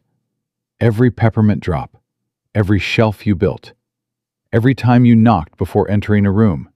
You've been saying it since the day we met." "Then let me say it with words.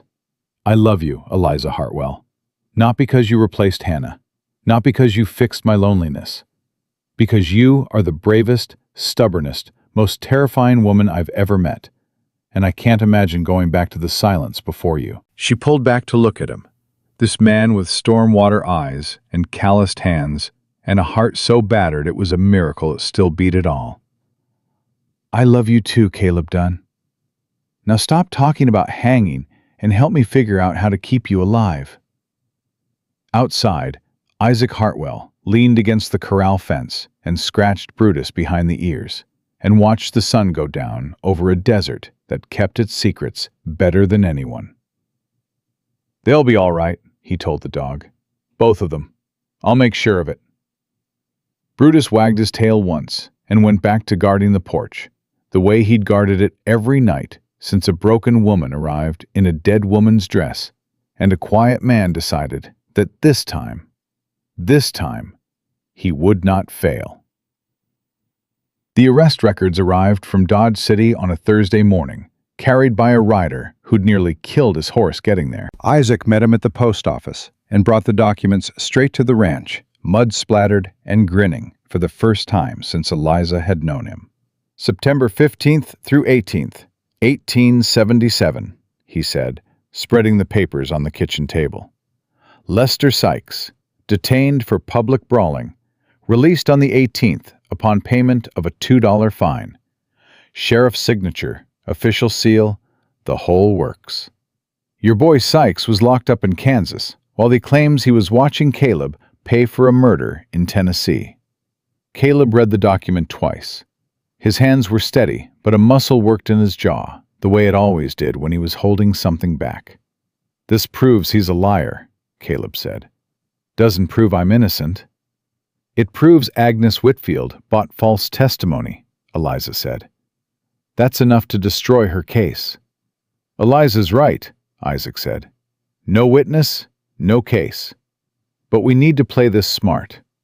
The federal judge arrives in Tucson next week. We present this evidence there, in open court, where Agnes can't bury it. And if she buys another witness, then she'll face a town." Ruth Avery's voice came from the doorway. She'd arrived without any of them hearing, which was becoming a habit. Behind her stood Nell Buchanan, Reverend Price, Doc Avery looking pale but resolute, and behind them, a half-dozen other faces Eliza recognized from town. "What is this?" Caleb asked. Nell Buchanan pushed past Ruth into the kitchen, filling the room with her considerable presence. "This is Copper Bluff, you stubborn fool. Did you think we'd let Agnes Whitfield drag you to a Tennessee gallows without a fight? I didn't ask for— No, you never do. That's your problem, Caleb Dunn. You'd rather drown than ask someone to throw you a rope." Nell set a basket on the counter. "I brought food. You're all going to eat, and then we're going to plan, because that woman arrives in Tucson with lawyers and money, and we arrive with the truth, and the truth needs organizing." They ate around Caleb's kitchen table, more people than had ever sat in that house at one time. Eliza watched Caleb's face as his neighbors crowded into his space, touching his things, filling his silence with their noise. He looked overwhelmed. He looked terrified. He looked, for the first time since she'd known him, like a man who understood he wasn't alone. Doc Avery spoke first. "I examined Whitfield's body 5 years ago. The coroner in Knoxville asked for a second opinion because the wounds didn't match a typical gunfight. 2 shots, close range, upward angle. The shooter was significantly shorter than Whitfield. He glanced at his wife. Caleb is 6 feet tall. The angle is wrong for him. I also have medical records showing I treated Caleb for alcohol poisoning the morning after the killing, Doc Avery continued. He was in no condition to ride 20 miles, shoot straight, and ride back. The man could barely stand. Because I was keeping his glass full all night, Ruth said quietly. Every head turned toward her. She sat very straight, hands folded, the perfect picture of a respectable doctor's wife. I made sure Caleb stayed in that saloon where everyone could see him, made sure he drank enough that no one would believe he could have ridden anywhere. Ruth, Doc Avery said, and there was a weight in that single word that told Eliza he'd figured it out. Maybe not just now. Maybe he'd known for years and loved his wife enough to carry the knowledge in silence. Not here, Ruth said softly. Not now. What matters now is Caleb. Reverend Price cleared his throat. He was a lean, weathered man who preached short sermons and kept long confidences. I can testify to Caleb's character. 5 years in this community without a single act of violence. The man has helped every family in this town at one time or another. Built the Hendersons' barn after the fire. Sat with old Tom Mackey through 3 nights of fever. Pulled Jacob Buchanan's boy out of the creek when he fell through the ice. I didn't do those things for credit, Caleb said. Nobody said you did, Nell replied. That's exactly the point. You did them because you're decent. And decent men don't deserve to hang for crimes they didn't commit. They planned until dark. Isaac would present the Dodge City records. Doc Avery would testify about the medical evidence. Reverend Price would speak to character. Nell and half the town would be present to make sure the judge understood that Copper Bluff stood behind Caleb Dunn. After everyone left, Caleb sat on the porch in the cold December air. Eliza brought him coffee and sat beside him. Brutus lay at their feet. I don't deserve this, Caleb said. Deserve what? Any of it. These people, this town, you. You're right. You don't deserve it. Nobody deserves love, Caleb. That's what makes it love instead of payment. It's given freely, or it isn't given at all. He reached for her hand in the darkness. She gave it. Marry me, he said. Eliza's heart stopped. Restarted. Stopped again. What? Before the hearing, before whatever happens in Tucson, marry me. Not because it would help the case, though it would. Not because I need a wife. Because I love you, and I'm tired of pretending the space between your door and mine is anything but a waste of time. Caleb Dunn, is that a proposal or an argument? It's a desperate request from a man who spent 5 years punishing himself for not fighting hard enough, and who's finally found something worth fighting for. Eliza looked at him in the thin moonlight. This man who'd offered her a door that locked, and peppermint drops, and the quiet, steady devotion of someone who'd rather die than raise his hand to a woman. She thought about the girl who'd left Ohio with a suitcase full of hope and a mail-order husband who'd beaten it out of her in 3 days. That girl would have said yes out of desperation. That girl would have said yes because she had nowhere else to go. Eliza Hartwell was not that girl anymore. Yes, she said, but not because I'm desperate, not because I'm scared, because I choose you, because I choose this life with you, because you are the first man who ever asked me what I wanted, instead of telling me. He kissed her, carefully at first, the way he did everything, with precision and intention. Then harder, deeper, 5 years of loneliness and 3 months of restraint breaking like a dam. When they pulled apart, Eliza was trembling, and it had nothing to do with the cold. Tomorrow, Caleb said. Reverend Price can do it tomorrow. Tomorrow, I'll have flour in my hair and chicken feed on my boots." "Good. That's who you are. I don't want you in silk. I want you in cotton, with dirt under your nails, and that look in your eyes that makes men like Virgil Caine back up." She laughed, and the sound carried across the desert like something set free. The wedding was small. Reverend Price performed the ceremony in Copper Bluffs Church, with Isaac standing as witness, Nell crying into a handkerchief, and half the town packed into the pews. Eliza wore her blue cotton dress, the one Nell had given her that first day. Caleb wore his church clothes and looked like he'd rather be breaking horses, which made Eliza love him more. When Reverend Price asked for rings, Caleb produced two: a plain gold band for himself, and for Eliza, a ring that made her breath catch. "It was Hannah's," he whispered so only she could hear. "Ruth kept it. Gave it to me this morning. Said Hannah would have wanted you to have it. Said love shouldn't be buried with the dead." Eliza looked at the delicate ring, a simple band with a tiny garnet, and felt the weight of what it meant. Not a replacement, not a hand-me-down, a passing of trust from one woman to another across the divide of death. "Are you sure?" she asked. "Hannah loved me enough to want me happy. You make me happy. She'd understand." She let him slide the ring onto her finger, and when Reverend Price pronounced them married, Caleb kissed her with a tenderness that made Nell sob louder and Isaac clear his throat and look at the ceiling. They had 3 days of peace. 3 days of being married, of sleeping in the same bed, of waking to each other's warmth. 3 days of Caleb smiling more than he had in 5 years, of Eliza humming while she cooked, of Brutus wagging his tail at both of them, like he'd been waiting for this all along. On the 4th day, they rode to Tucson for the hearing. The courtroom was hot and crowded. Agnes Whitfield sat in the front row, flanked by a lawyer in city clothes and 2 men who looked like hired muscle, dressed in Sunday best. Marshall Cross sat to one side, looking like a man who wished he'd chosen a different profession.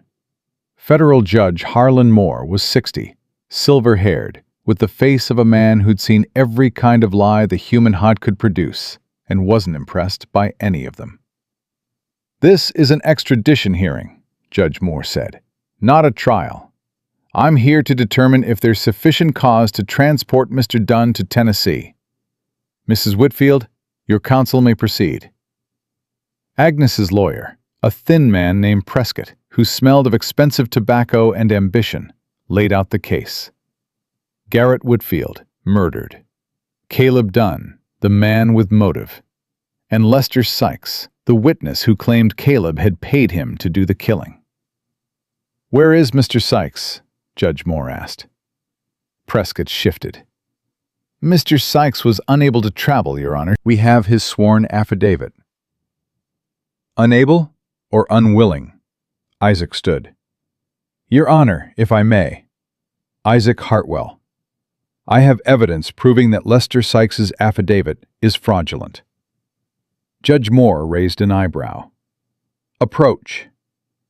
Isaac presented the arrest records, the claim receipt for his watch, a telegram from the Dodge City Sheriff confirming the dates.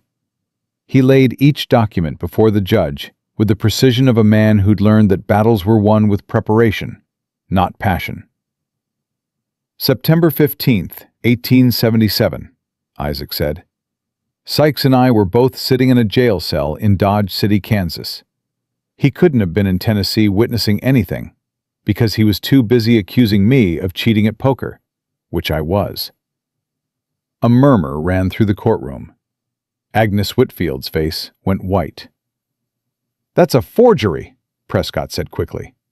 "These documents could have been fabricated." "By the sheriff of Dodge City?"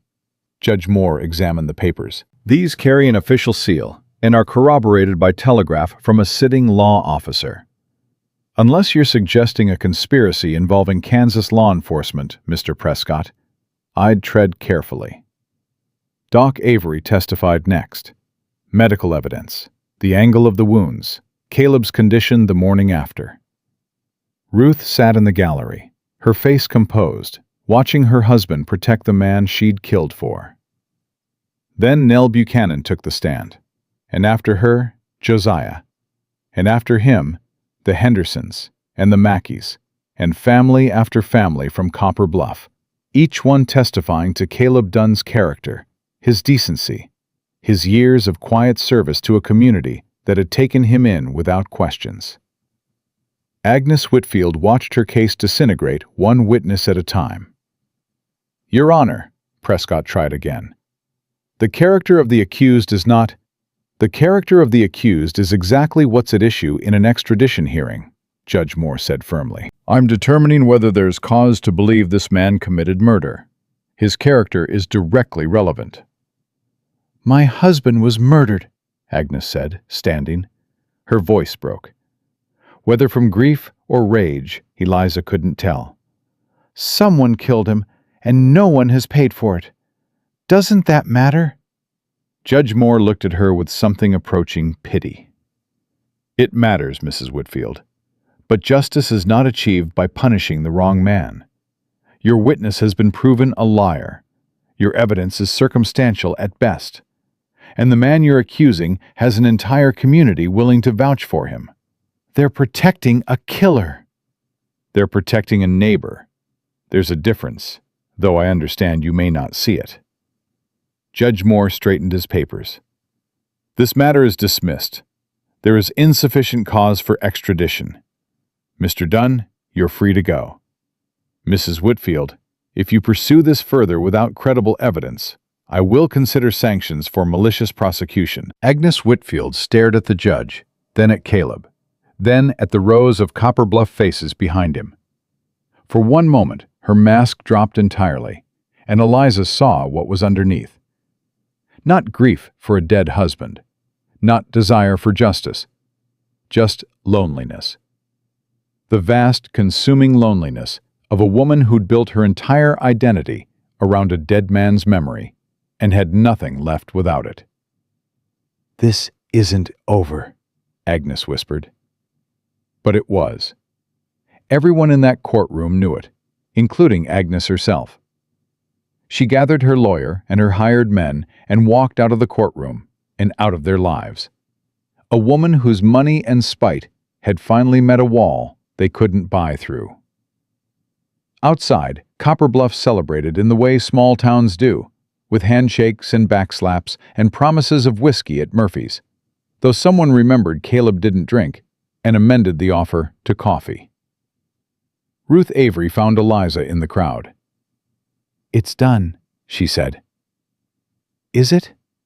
Eliza held Ruth's hands. "What about Sykes? He knows what you did. If Agnes pays him enough—" "Sykes has been discredited in federal court. Anything he says now will be dismissed as the testimony of a proven liar."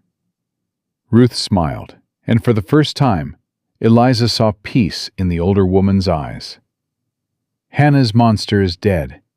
His widow has been defeated, and the man Hannah loved is finally free to be happy. She squeezed Eliza's hands. "Make him happy, Eliza. He's waited long enough." The ride home was quiet. Isaac rode ahead, giving them space. Caleb held the reins in one hand and Eliza's hand in the other. "It's over," Eliza said. "The hearing is over. The rest is just beginning." He looked at her. "I've been thinking about what comes next. And I want to expand the ranch, run more cattle, build a proper house, not just patch the old one. Maybe add rooms." "Rooms? What for?" Caleb looked straight ahead, but a flush crept up his neck. "In case we need them. Someday." Eliza felt heat rise in her own face. She pressed his hand tighter and said nothing, because some things were better left to time and hope. Spring came early that year.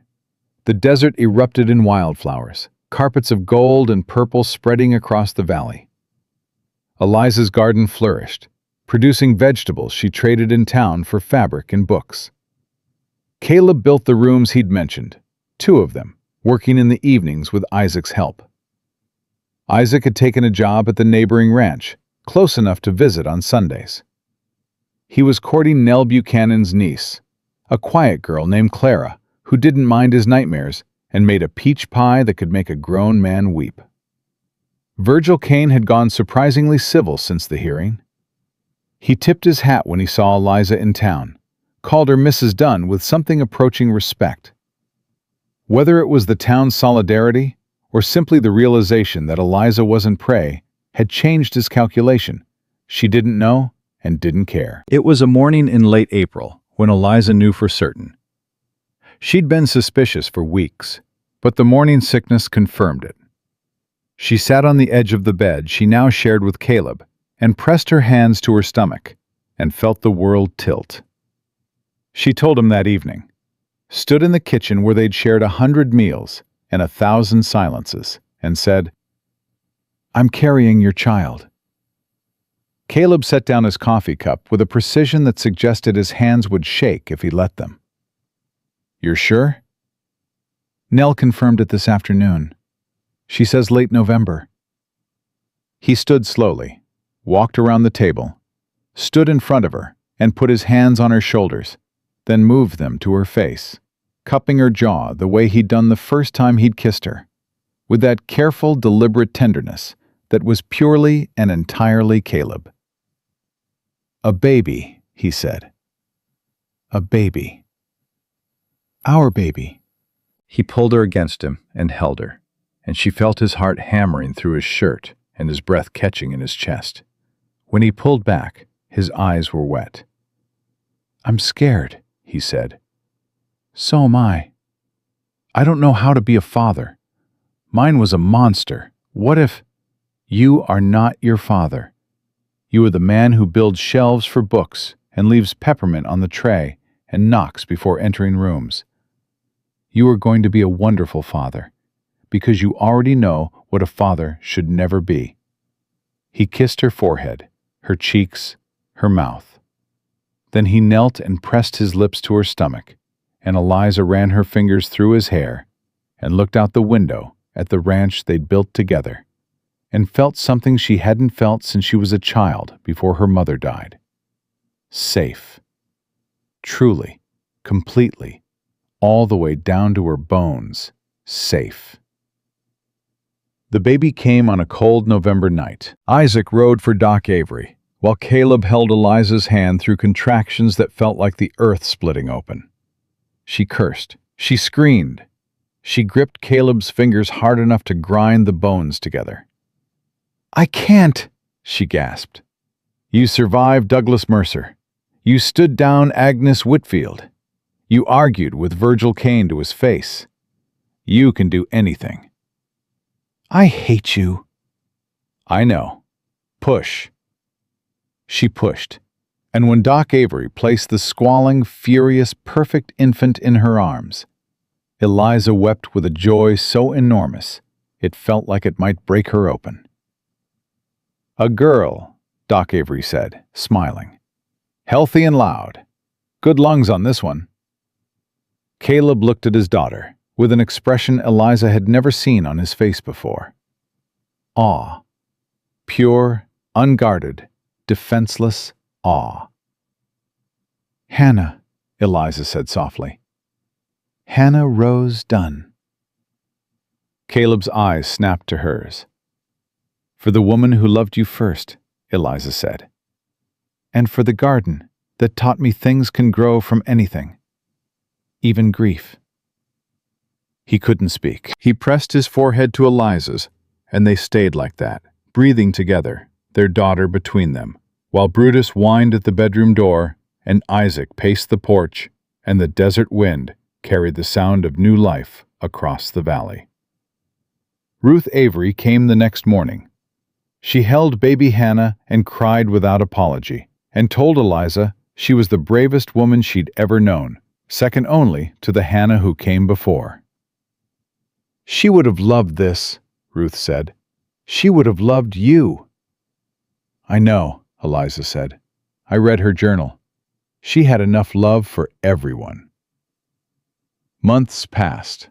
Hannah grew fat and loud and demanding, with her father's gray-green eyes and her mother's stubbornness.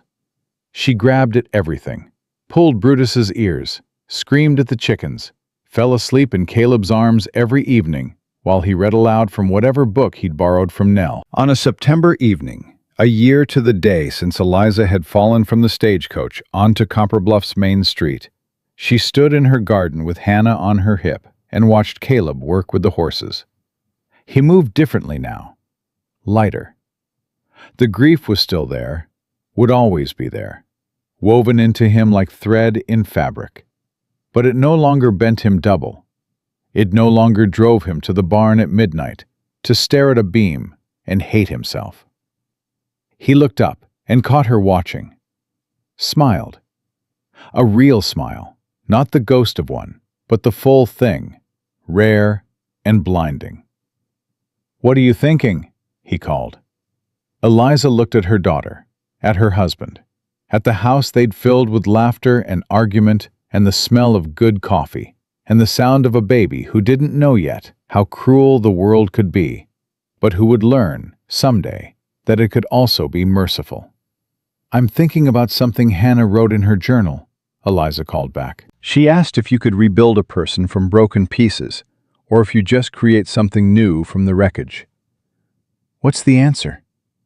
Eliza kissed her daughter's head, felt the weight of Hannah's ring on her finger, thought of every blow she'd taken, every mile she'd traveled, every locked door and peppermint drop and quiet evening by the fire that had led her to this exact moment. "Both," she said. "The answer is both." Caleb walked toward her across the yard, this man who'd failed once and refused to fail again, who'd pulled a stranger from the dust and given her the two things she'd needed most, a door she could lock and a heart she could trust. He took Hannah from her arms. The baby grabbed his nose and shrieked with delight. Brutus circled their legs, tail going, and Eliza stood in the garden she'd coaxed from dead ground, in the life she'd built from nothing, and understood at last what she'd been trying to say in all those unmailed letters to her brothers. I survived. Not because I was strong enough, not because I was lucky enough, but because one man in a crowd of wolves chose to be decent. And from that single act of decency, everything else grew. They went inside as the stars came out. Caleb banked the fire. Eliza nursed Hannah by lamplight. And the house that had once held nothing but ghosts and silence held something else now. Something that no amount of violence or cruelty or time could destroy. Not happiness. Happiness was too small a word for it. Home. They were home. And home, Eliza knew, was not a place you found. It was a thing you built, board by board, bruise by bruise, choice by choice, until the wreckage became foundation, and the scars became stories, and the broken pieces fit together into something that could stand against any storm the world had left to throw. This was their story. Not a fairy tale. Not a dime novel romance with a pretty ending tied in ribbon. A true story, messy and painful and imperfect, about two people who'd been shattered by violence and rebuilt by stubborn, terrifying, inconvenient love. And it was enough. God help them both. It was more than enough.